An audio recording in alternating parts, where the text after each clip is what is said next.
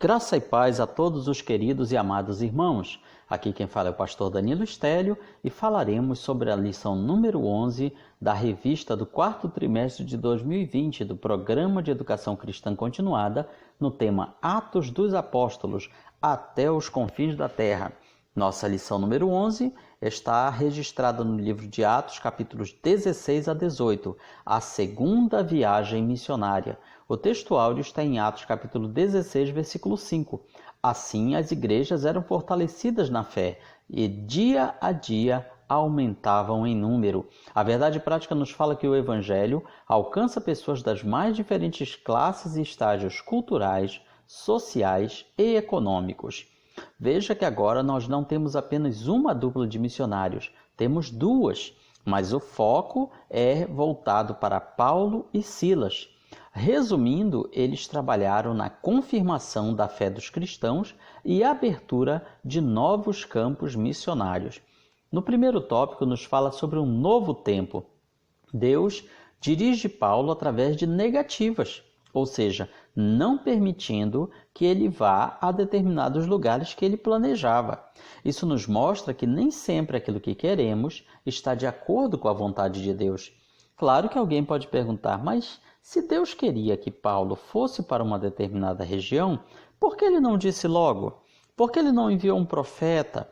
Justamente para mostrar para nós que ele tem várias maneiras de se comunicar conosco, até mesmo impedindo que determinados planos nossos se concretizem.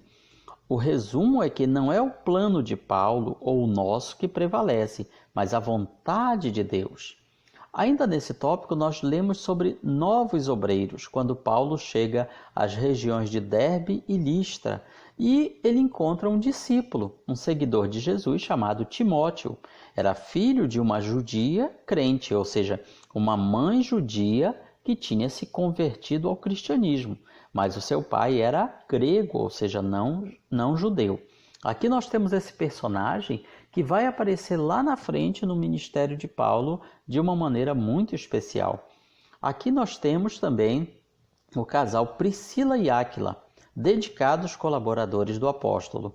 Lá em Romanos capítulo 16, versículos 3 e 4, Paulo vai dizer que eles arriscaram a própria vida por causa dele e os chama de meus cooperadores, meus ajudadores. Se fosse hoje em dia, ele diria, eles são meus manos, meus brothers. Esse é o tipo de gente que deveremos ter ao nosso lado. A obra de Deus é feita por pessoas assim, de caráter consagrado, pessoas fiéis, honradas, dignas e que inspiram confiança. Aparece também nessa segunda viagem missionária um homem chamado Apolo. Ele é dito como um homem eloquente e poderoso nas Escrituras. Ele tinha uma oratória muito boa. Ele conhecia as Escrituras não muito profundamente, mas do pouco que ele conhecia, a sua oratória, sua maneira de falar, convencia as multidões. Destaca aqui o nosso comentarista: como precisamos de Apolos neste nosso tempo. As pessoas às vezes querem ser Apolos, ralhando com a igreja, brigando com a igreja, trazendo uma pregação tão voltada para usos e costumes que acaba esquecendo o resto das Escrituras. Mas Apolo não era assim. Sabemos que Paulo foi um grande apóstolo e sua obra foi gigantesca, mas o que ele teria conseguido sozinho? Então, assim como ele precisou de cooperadores, todos nós na obra de Deus precisamos também de ajudadores. Ainda nesse primeiro tópico, nos fala sobre novas conversões que eram relatadas pelo evangelista Lucas, que acompanhava Paulo e Silas nessa viagem. Temos, por exemplo, a conversão do carcereiro de Filipos. Temos a conversão da vendedora de tecidos chamada Lídia. Temos a libertação de uma jovem que estava atormentada por demônios que lhe davam a capacidade de adivinhar as coisas e com isso ela ganhava dinheiro para os seus patrões. Ou seja, ela também era uma escrava duplamente, escrava pela sociedade da época, mas também era escravizada pelo diabo. E Cristo a libertou. Na cidade de Tessalônica, nós demos o relato de pessoas que foram convertidas também. Uma grande multidão de gregos piedosos e muitas distintas mulheres. Na cidade de Bereia, muitos também creram, mulheres gregas de alta posição, ou seja, elas eram da elite, eram da classe elevada. Gregos aqui quer dizer não judeus, não necessariamente da Grécia. Quando a palavra gregas aparece, ela tem esse sentido, de pessoas que não eram do povo israelita, eram gentios. Na cidade de Corinto, nós temos também a conversão de Crispo, que era o principal da sinagoga daquela cidade. Ele era o líder da sinagoga, era judeu, portanto. Ele creu no Senhor com toda a sua casa. E muitos dos coríntios, ouvindo isso, também creram e foram batizados. Ou seja, através da conversão de alguns, muitos outros se convertem também. Assim acontece com a palavra de Deus. Quando ela é pregada, Cristo salva e transforma as pessoas. Mais tarde, Paulo escreve aos coríntios que a única preocupação dele era pregar a Cristo crucificado. E fica a pergunta do nosso comentarista: o que nós temos pregado? O que tem saído dos nossos lábios? Mas nem tudo são flores. Também nessa segunda viagem missionária, nós temos perseguições. Veja que nós temos que antes da conversão do carcereiro de Filipos, eles tiveram que ir para o cárcere. Eles não foram fazer uma visita no cárcere para evangelizar o carcereiro. Eles foram lançados no cárcere justamente por terem sido castigados, terem sido considerados arruaceiros. Por quê? O que eles tinham feito? Eles tinham libertado uma jovem que vivia atormentada por demônios. E as pessoas ali da cidade de Filipos prenderam Paulo e Silas, os bateram, chicotearam e os lançaram na prisão. Mas aquele foi um instrumento que Deus usou para que o carcereiro de Filipos fosse alcançado pelo Evangelho. Cicatrizes são o preço que todo crente fiel paga por sua lealdade a Cristo. Certa vez um irmão fez a seguinte pergunta: pastor, se a igreja for mais perseguida, será mais fiel? Não, respondeu ele. Se ela for mais fiel, isso será motivo de mais perseguição. Então veja que esse princípio continua valendo para os nossos dias. Quando quisermos ser fiéis a Deus, fiéis a Cristo, seremos perseguidos. No nosso segundo tópico, fala sobre novos desafios. Vemos aqui de forma resumida o ministério de Paulo em 4 cidades, a forma como reagiram à palavra de Deus. Em Tessalônica, como eles foram bem recebidos? Foi dessa maneira? Não os encontrando, arrastaram Jason e alguns irmãos perante as autoridades, clamando: estes que têm transtornado o mundo chegaram até aqui. Ali eles foram alvo de muita oposição por parte dos judeus, que viam as pessoas deixarem a sinagoga. Então veja que ali já começavam os embates históricos entre judaísmo e cristianismo, porque as pessoas se convertiam a Cristo e deixavam a sinagoga, não seguiam mais a lei de Moisés como era ensinado na época. Portanto, eles estavam transtornando o mundo, estavam virando de cabeça para baixo. É isso que quer dizer a palavra transtornar. Por isso, Paulo e Silas foram alvo dessa perseguição movida pelos próprios judeus. Veja que Paulo era judeu, mas ele estava sendo perseguido pelo seu próprio povo.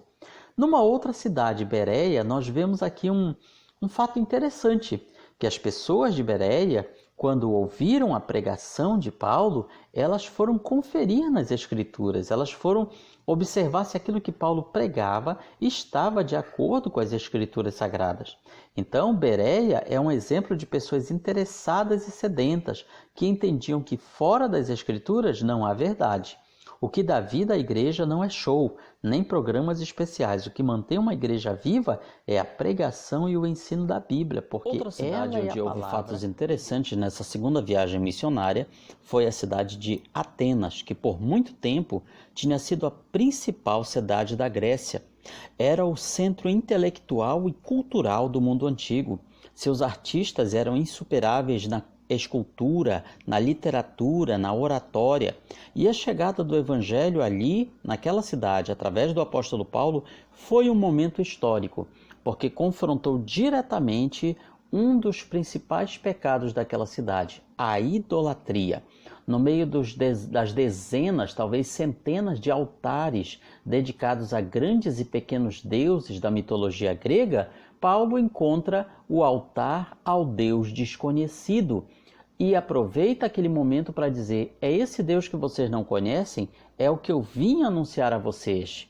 Veja que esta grande lição é que toda a cultura, toda a inteligência, o academicismo, os diplomas, não significam que a pessoa está iluminada por Deus. Podemos ter a melhor cultura, o melhor saber, a mais brilhante intelectualidade e, mesmo assim, estar nas trevas, sem salvação. Atenas precisava de Cristo. Portanto, não devemos nos deixar ser iludidos pelas pompas, pelos lindos diplomas e teologias que o mundo às vezes oferece, mas buscar em Cristo a salvação para nós. Na cidade de Corinto também foi um ponto marcante nessa segunda viagem missionária. Deus fala ao apóstolo Paulo, naquela viagem, naquela cidade: não temas, pelo contrário, fala e não te cales. Corinto era uma grande cidade, muito rica, mas ao mesmo tempo extremamente imoral. Era notória por sua depravação. Quando se queria dizer, por exemplo, que uma mulher não tinha uma boa fama, ou então tinha se tornado uma pessoa sem boa fama, dizia: essa mulher é uma mulher coríntia, querendo dizer, é uma mulher de má fama. Ou então, fulana corintianizou, na linguajar daquela época, por causa da grande imoralidade. Era uma cidade promíscua. O seu templo chegou a ter 1000 prostitutas cultuais. O que eram isso? Eram mulheres que ficavam ali para servir aos homens que iam adorar os deuses da deusa Afrodite, principalmente a deusa Afrodite, a deusa do amor, a deusa da paixão, voltada à promiscuidade. E como pagamento, o pagamento feito aos serviços de prostituição eram como se fossem uma oferta para os cofres do templo. Por isso elas eram chamadas de prostitutas cultuais. Corinto também era um grande centro comercial e político da Ásia, com uma grande população. Ali o apóstolo Paulo permaneceu por um bom tempo pregando e ensinando, mas novamente ele sofreu oposição dos judeus que moravam naquela cidade. Ali ele repetiu aquele ato simbólico de sacudir as sandálias para dizer: nem o pó, nem a poeira da cidade eu vou levar comigo, e foi para pregar aos gentios. O que marca essa viagem missionária é a autoexclusão dos judeus. Eles não queriam o evangelho e não queriam que os outros pudessem ser alcançados pelo evangelho. Mas o que eles não observavam é que tinha quem quisesse. Os gentios, os não-judeus, estavam de braços abertos para receber o evangelho. Qualquer pessoa que fosse ser crente na cidade de Corinto se defrontava com um ambiente cheio de tentações. Foi uma das igrejas que mais recebeu cartas do apóstolo Paulo, mas o evangelho triunfou naquela cidade. O terceiro tópico nos fala sobre as novas lições aprendidas pelos discípulos, pelos apóstolos de Jesus nessa segunda viagem missionária. Primeiro, o valor de uma pessoa. O campo missionário é muito grande, porém cada vida é importante. E através de uma pessoa podemos ganhar muitas outras para Cristo. Como diz uma frase do Talmud, aquele que salvou uma vida, salvou o mundo inteiro. Ou mais especificamente, quem quer que destrua a vida de um só ser humano é como tivesse destruído todo o mundo, todo um planeta. E uma pessoa pode fazer uma grande diferença. Através de uma pessoa, muitas outras podem ser ganhas para Cristo. Nós vemos isso, por exemplo, na situação do carcereiro de Filipos, que quando é salvo, não é apenas ele que se decide a Cristo, mas toda a sua casa, toda a sua família. Veja, portanto, que isso nos mostra o valor de uma alma, o valor de uma pessoa.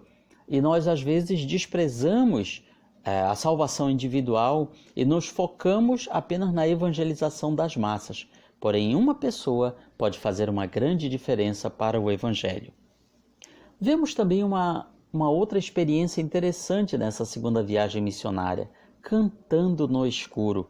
Quando Paulo e Silas estavam na prisão em Filipos, chicoteados, espancados, cheios de dores, Porém, o que eles faziam? Adoravam.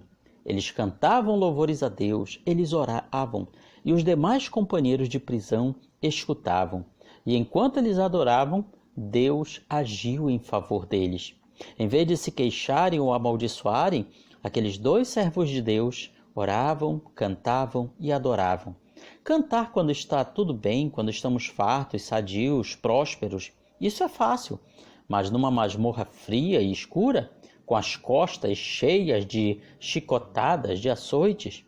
Sobre isso escreveu o grande pregador inglês Charles Spurgeon.